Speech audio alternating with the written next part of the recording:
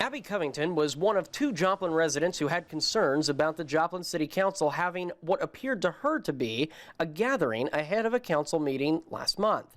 This video, taken by Abby Covington, shows the Joplin City Council in a dining room on the 5th floor having a dinner together ahead of that meeting.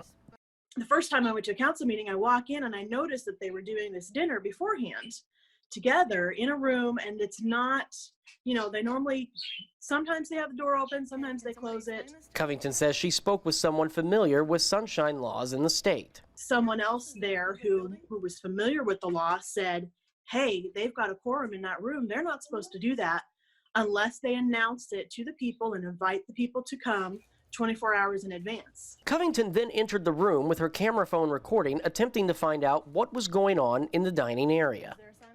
I walked in, I turned my video on just in case, and I walked in and I had another citizen behind me who was supporting me, and we asked them to explain, and the mayor referred it to the city attorney, and this is my biggest concern, is that the city attorney, he gave me zero explanation whatsoever, and he just said, get out. And then he got up and went and got the police officer on duty to enforce that and kick us out of the room.